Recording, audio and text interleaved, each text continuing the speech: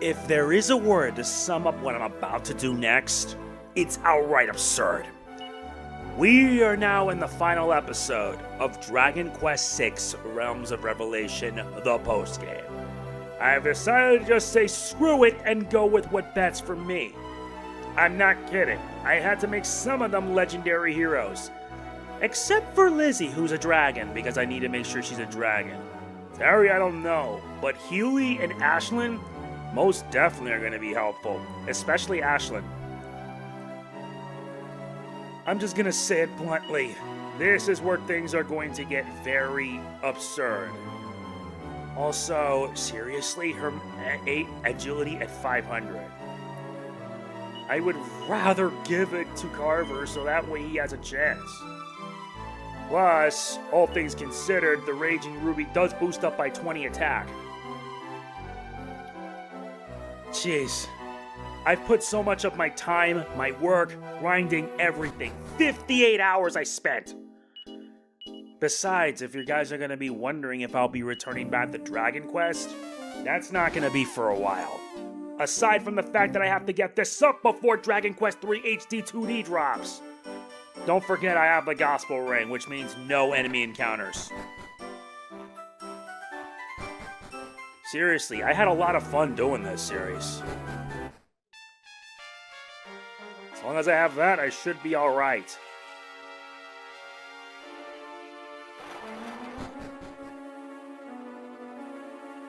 Funny that this is the party that I ended up starting with when I began this journey. Mostly because I had Ashlynn.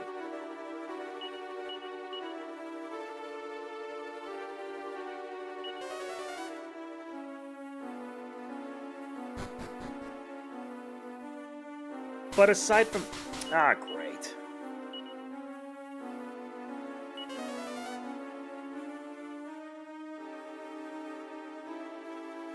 Now I gotta find the upstairs.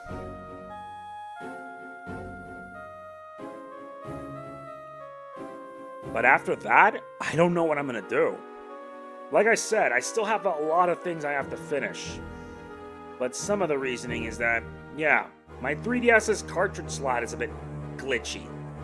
For whatever reason, it just wouldn't recognize the cartridge I put in. Sometimes it does, sometimes it doesn't. And when it doesn't work.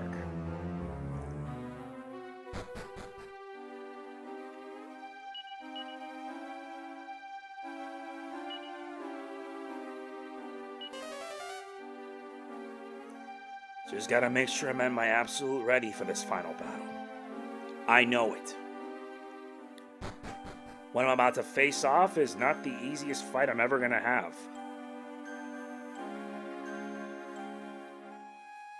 Especially if you want to be at your best.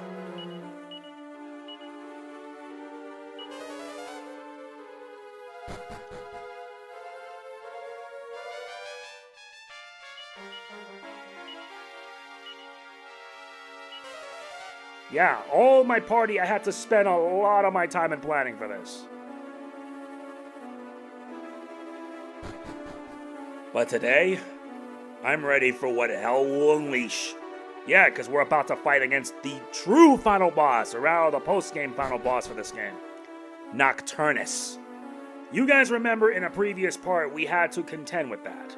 Especially since some greedy king wanted to bring Nokturnus in so that way he would get power.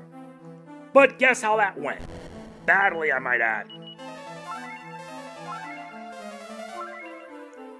Okay. No, not yet. Not yet, I still have to finish up my lineup. Yeah, but she's gonna have the highest agility. How this is gonna go about? This is gonna get unfortunate. I'm not kidding, I grinded a lot. Rek is a hero for obvious reasons. Carver's a gladiator because of his high HP at 800. Seriously, he could tank a lot, and he's gonna need to. I made Millie a hero because of her IMP, because she'll be using Big Banga. Lizzie is a dragon, because of obvious reasons. I have Nevin as a hero on backup, as well as Healie, who has Omniheal, which can do a full heal, as well as Ashlynn. Yeah, I'm gonna have to hit hard and hit fast. Okay, we're set. Let's do this. Let's summon it.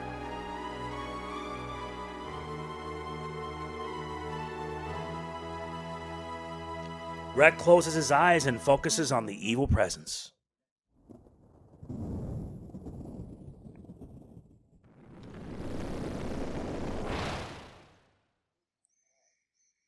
Who dares disturb me from the fathomless black night in which I slumber?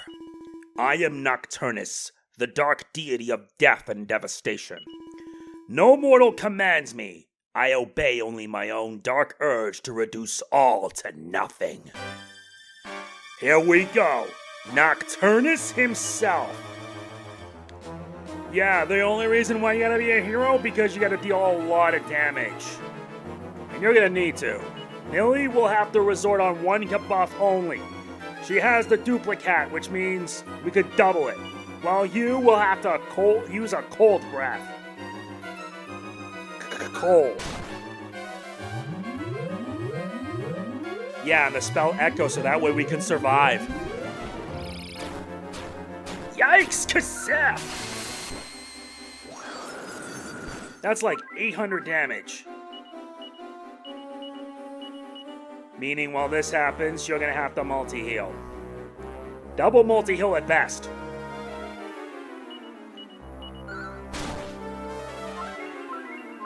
Yeah, I kinda overdid it, but so what?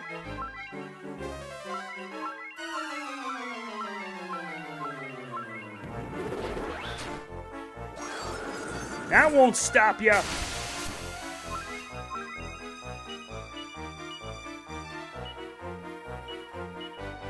Well, can I be able to use a Big Banga along with it? I should be able to withstand some of the attack.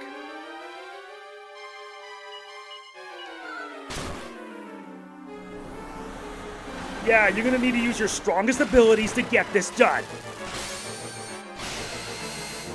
Holy blades!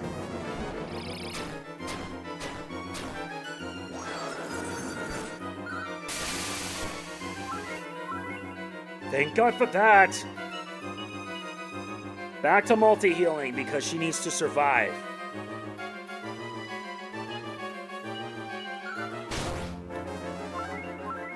You need to be at most, if you're at this high level, you just gotta make sure everyone's fully healed. You do not want a single member to die.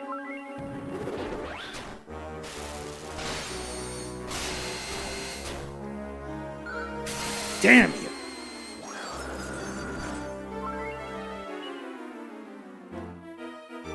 Yep, guess I got no other option. Thankfully, I made sure to get Kazing.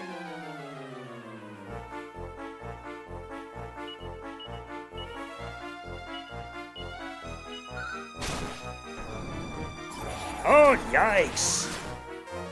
I'm not worried.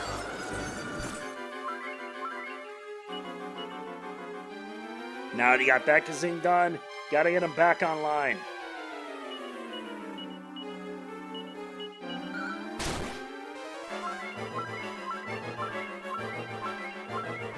And plus, you basically echo. As long as you have that, you don't have to worry about the disruptive wave. Except for that. That's alright. Because I'm still gonna hit you just as hard.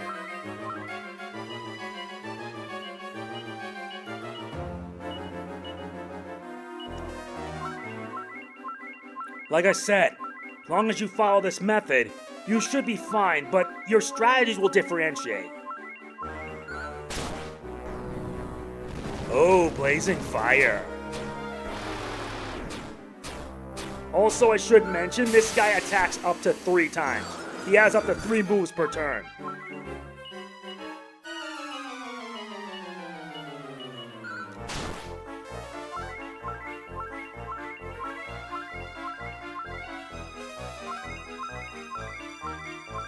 Yeah, you should be alright.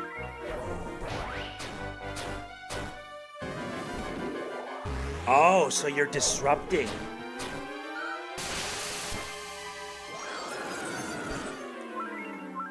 That's not gonna stop this. And it definitely will not stop me. You have any idea how many hours I spent on my own time grinding and grinding and grinding and grinding just to pull this off?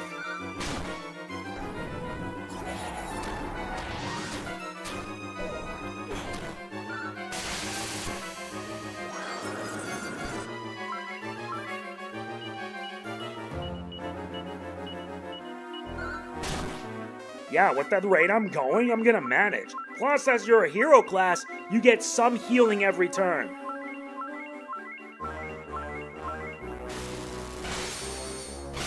Ah, the Holy Blades trick.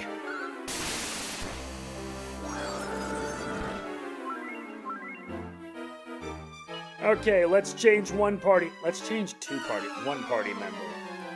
Let's bring in Ashlynn. And let's have her summon her most powerful spell to date. She also has Giga Slash, but we're not here for that. Due to her high MP, she could basically unleash this. She could basically unleash Magic Burst.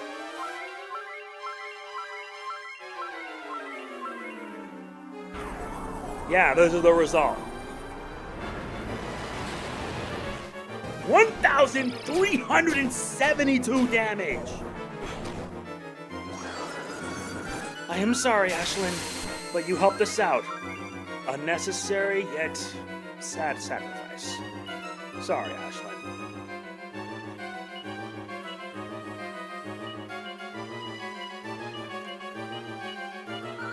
Yeah, with all that... Ah, you missed? That's sad.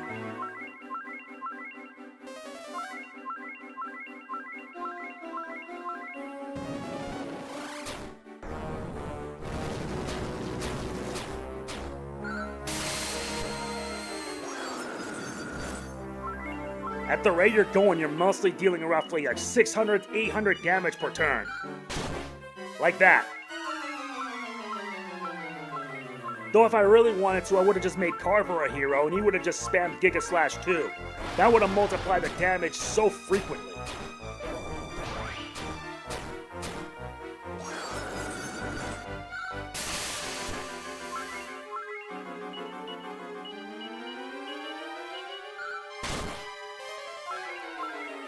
And plus having Millie be the healer so that she can heal constantly every turn is necessary. I have Healie on standby for Omniheal.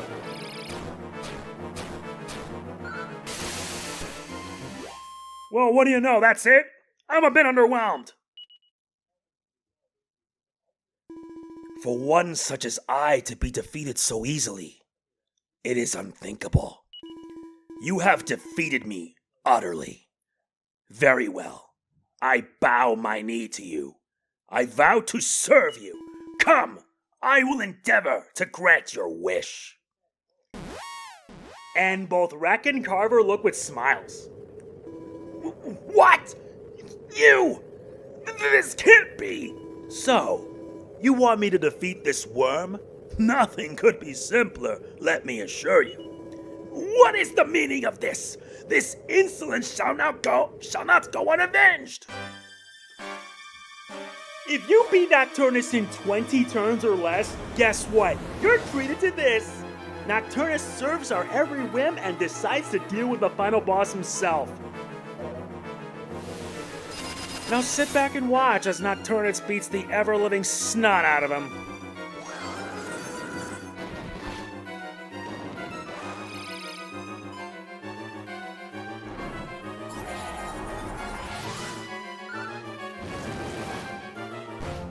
Please, this is nothing. We just went through phase 1 without a hitch.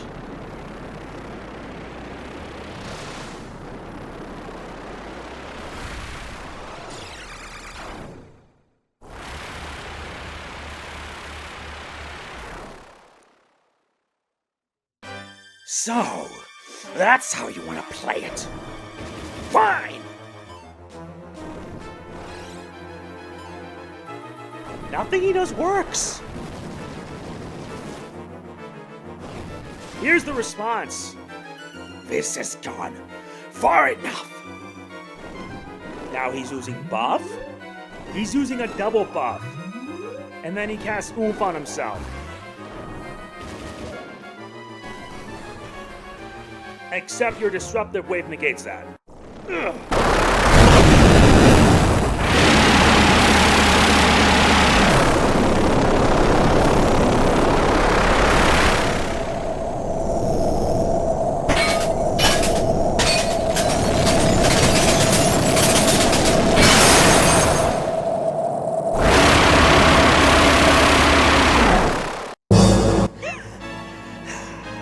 It's time to stop toying with you. You've really riled me now.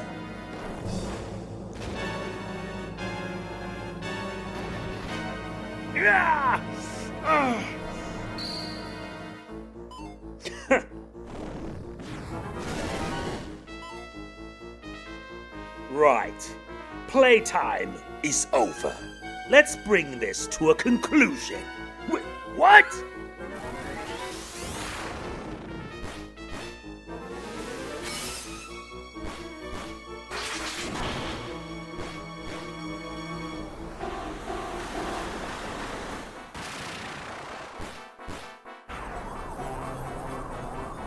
Wait, so Nokturnus also knows Magic Burst? God damn!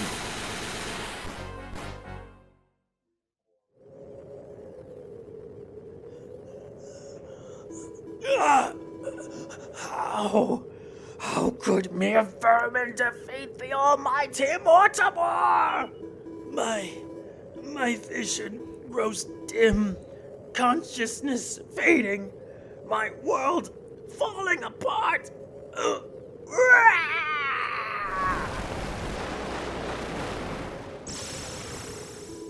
Has that taken care of everything? Then I shall take my leave. Good day to you.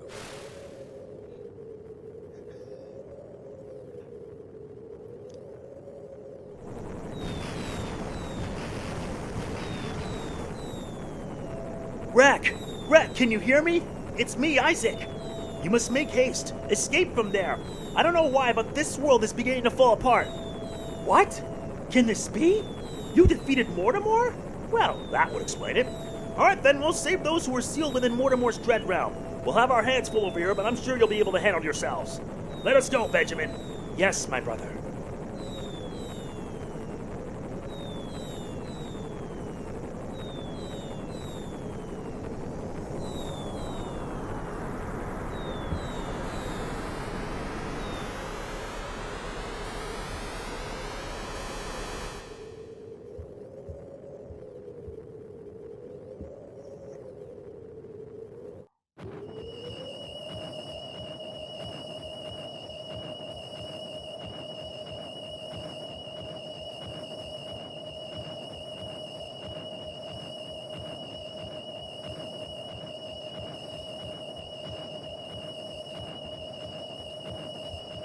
And that, my friends, is Dragon Quest VI, Realms of Revelation.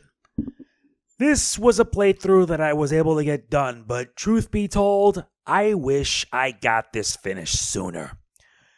Let me at least get the most important stuff out of the way. Dragon Quest VI is a great game. I can understand why Yuji Horii wanted the Zenithian saga to have a prequel like he did with the Erdrick trilogy. To me, what made it worth my time was the class system, and how it's an improvement over Dragon Quest III. However, it's a bit of a slog since you need to master certain classes to unlock new ones. Also, being able to keep everything you earned is such a benefit. It helps when you want to create some ludicrous tactics. A shame that the next game didn't let you do that. Not fully. So yeah, if you haven't tried your luck with Dragon Quest VI and you want to give it a shot, do it. It's pretty fun. I only wish that Square Enix can consider bringing it on modern consoles like PC, PlayStation, Xbox, or even the Nintendo Switch.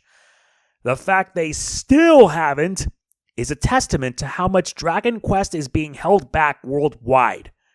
I don't speak of Japan, I speak of everywhere else. Oh, and if you're wondering, yes, the ending for this is changed slightly. Want to know the added scene? Here you go.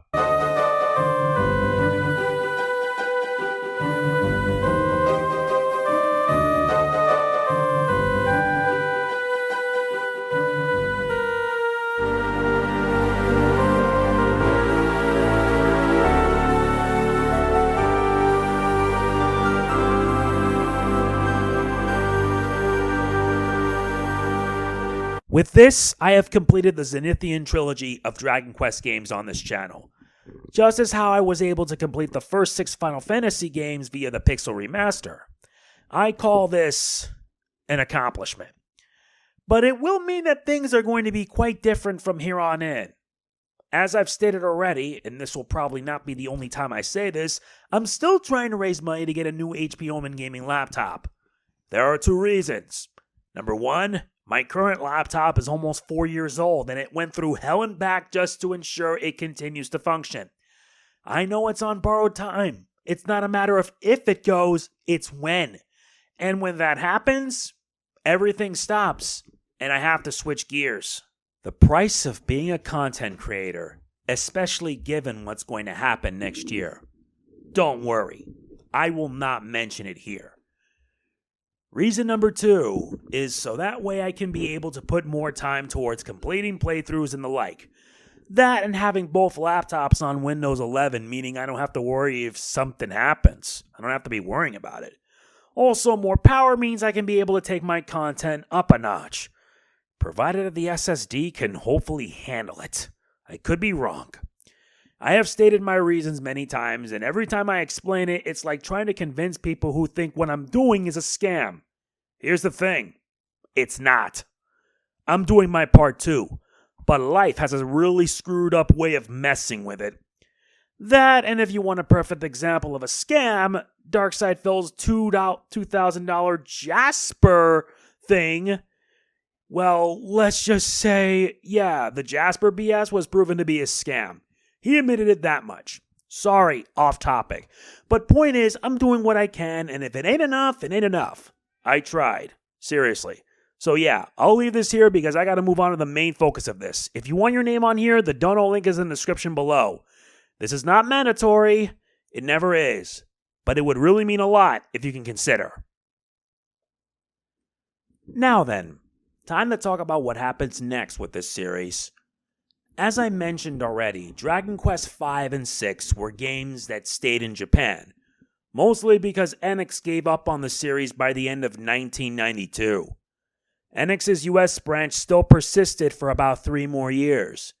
Then in March of 1995, Enix would release a game that would ultimately cause their US branch to close up. The game I speak of is King Arthur and the Knights of Justice, based off the 1990s cartoon of the same name. This was a game made specifically for the American audience, and it not only sold poorly, but also reviewed terribly. To make matters worse, that game got stomped flat by another game that came out around the same month, Chrono Trigger. Having suffered failure after failure, Enix decided to hang it all up and call it quits. In September of 1995, 6 months later, Enix would close their US branch down, essentially retreating to Japan for about 2 years. Funny enough, had it not been for the shutdown, we would have had Star Ocean and Terranigma. Tragic, I know. But as stated, Enix shutting down their US branch would mean that Dragon Quest wouldn't return to the West for a few years. But then 2 years later in 1997, this game would be released. I'll let this speak for me.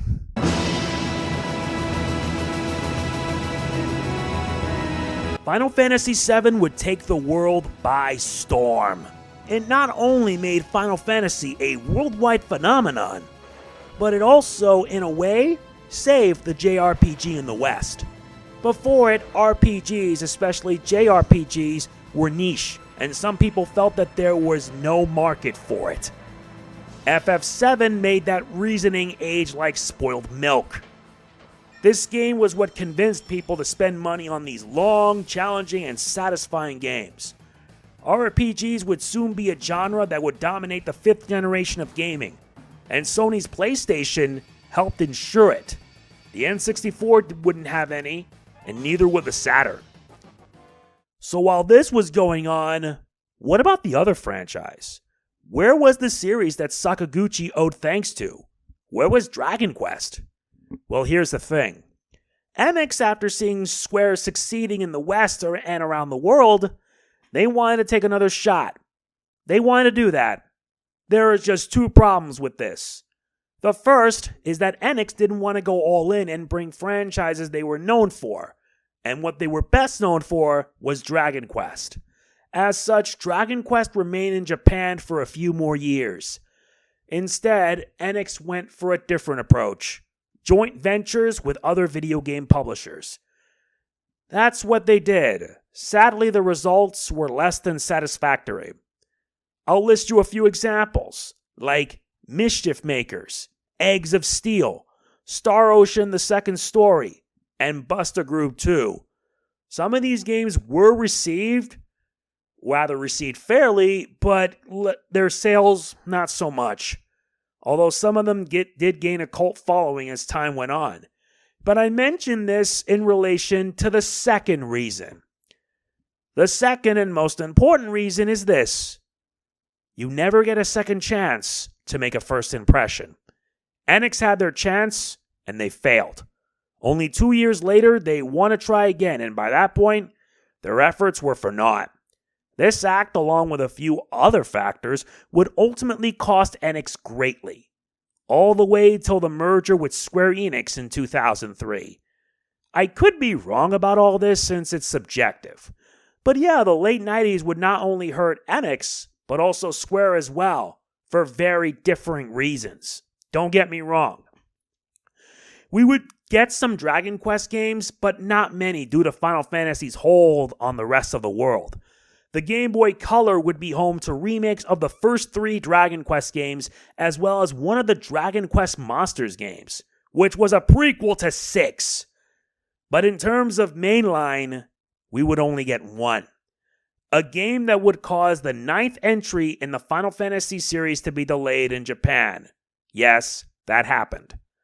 That, and it was a game I did talk about in a previous video. One that was ravaged by critics back in the day. It was also a game that got remade for the 3DS, and overseas fans have to wait 3 years for it because Square Enix was not only in their dork age, but we had to plead to these dense clowns that we wanted it. Morons. So anyway, when next we meet, the next entry in the series takes us on a different place, a different world. And if you are wondering, this is canon to the HDNDraxirch era, as this is set hundreds of years after the events of the second game. This entry takes us to a new world, one that was once filled with life, but reduced to a simple single island, Estard. It's here where a pair of individuals find a map fragment. And it's here that he and many of his allies learn that the world they live in was much bigger, filled with many continents, but for whatever reason, they were sealed away. Using the fragments, they head back into the past and find a means to restore the lands. But as they do, they soon learn of an evil that once sealed the world away and now must be stopped to save it all. Like in the last game, these 6 heroes travel between past and present to save it. Yeah, because in the last game they travel between the real and the dream worlds. This time, it's past and present. The son of a fisherman, Auster. The prince of Estard Island, Kiefer. Fun fact, in the DQ7 manga, Kiefer is a descendant of the Prince of Mendenhall, aka the hero of Dragon Quest II. Basically, he carries a bit of blood of the first hero, HDNDraxirch. Their childhood friend, Maribel Maid, a white wolf pup turned human boy, Ruff, a skilled paladin who once fought for the almighty, Sir Mervyn, and a lead ritual dancer of the Roamers, Aish. Or rather, is it Aish? I don't know. These 6 heroes are all that stands in the way of the Demon Lord, who plans to seal every land in the world and cast it all into darkness. It won't be the easiest of journeys, but it will be a rewarding one, all the same. Will these heroes rise above to save it all? We'll find out soon enough. See you next time for as we head to the 7th entry in the mainline series, and the last of the NX era before the inevitable merger that would follow 2 or 3 years later. See you next time for Dragon Quest VII, Fragments of the Forgotten Past. And if you're wondering, I'm doing the 3DS version. If you enjoyed this video, please be sure to hit that like button. Seriously, viewership on these playthroughs is the pits, and it makes me sad that you guys don't give this a chance. It just hurts. But hey, as long as I do these, I can care less. Please don't forget to like, comment, share, subscribe, and click the bell. All of this helps. Seriously, it does. See you in 2025, when I hopefully get another new 3DS XL and mod the old one. Because that's when it'll happen. Seriously, I'm going to mod my new 3DS XL so that way I can get like an uncensored version of DQ7, because that's what I'm going to focus on. So I will see you then next year. Hopefully. This is MegamanNG signing off. Peace out. See you next time, and thank you.